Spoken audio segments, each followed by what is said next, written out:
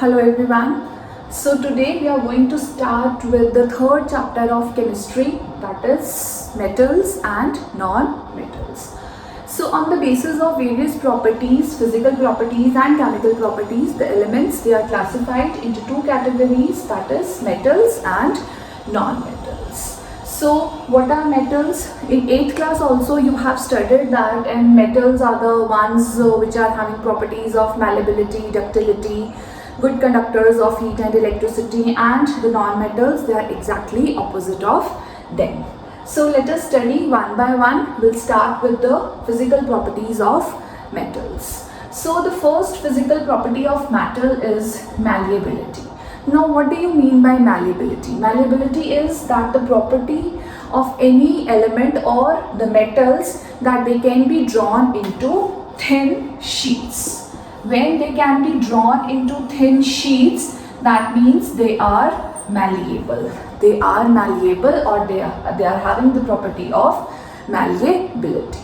इसमें examples आपके आ जाएंगे gold, that is Au, silver, Ag, and aluminium. We are very well aware of aluminium foils which are used for the packaging of food. Aluminium foils, silver foils, gold foils. So they are quite malleable. That is, the most malleable metal is gold. Gold foil. You must have, if you recall, in 9th class in Rutherford's experiment, you had used gold foil because it has what? Maximum malleability. So anything that can be beaten into thin sheets is called malleable. Then next we have ductility. Ductility is when any element or metal, they can be drawn into thin wires. When जब हम किसी metal की wires बना सकते हैं, तो that property is known as ductility. इसमें example again you will get of what? Gold, silver, copper, aluminium, etc.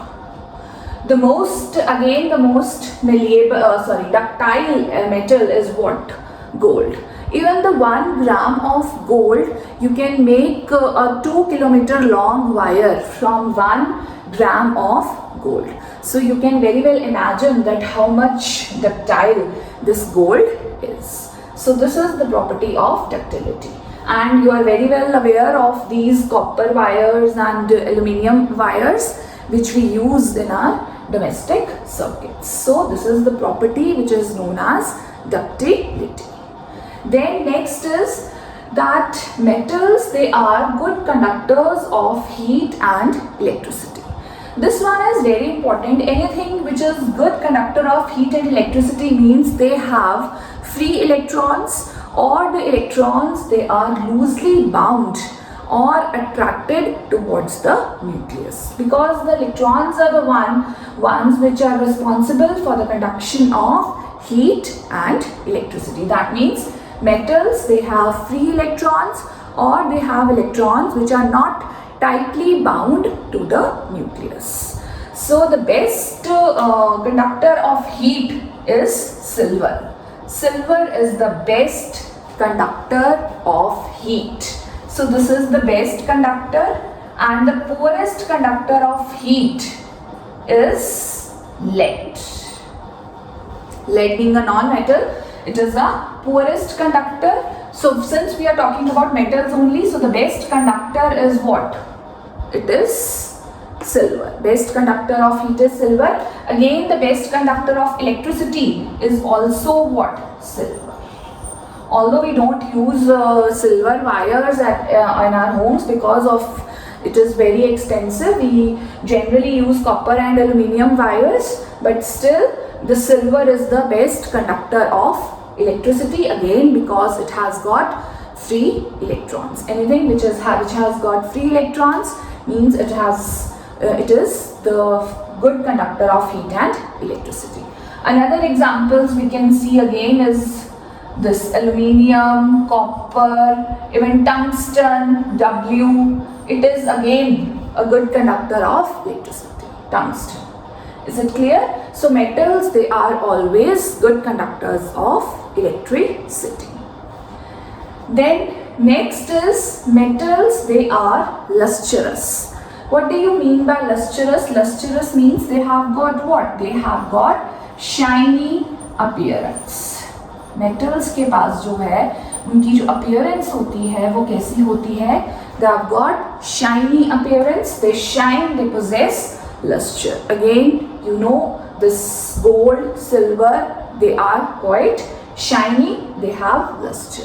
But on prolonged exposure to air, they get corroded, and their shine जो है वो it diminishes, and afterwards if we polish them again, उनका जो luster है, उनकी जो shiny appearance है, it comes back again. So this is because they get oxidized with the help of air. So that is why their luster is diminished. So on polishing, the appearance, shiny appearance comes again.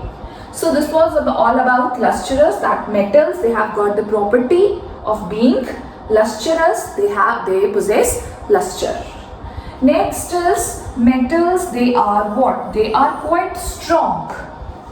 अब इसमें आ जाती हैं बहुत important आपकी exceptions. They have got exceptions. Metals जो हैं वो generally बहुत strong होते हैं.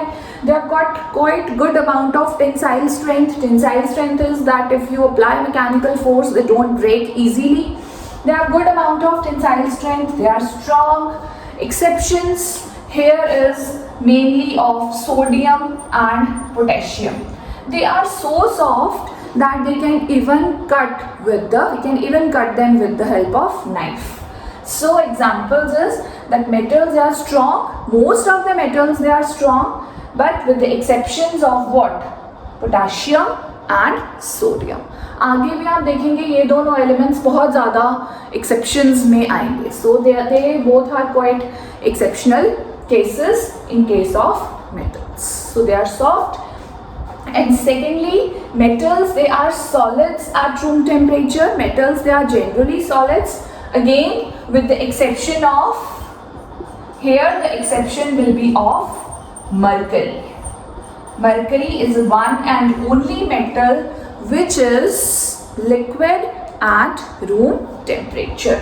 So metals, generally they are solids with the exception of mercury. Mercury is liquid at room temperature. So this one is the exception.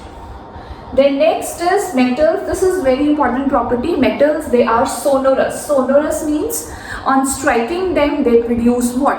Ringing sound. Gold, silver, they all possess what? Ringing sound. Depends on metal to metal that how much will be the intensity of that sound. But still they are sonorous. That is why they are used in making these strings of violin, sitar and bells, because metals, they are sonorous, that is they produce ringing sound when struck. Is it clear? So this was all about the physical properties of metals. Thank you.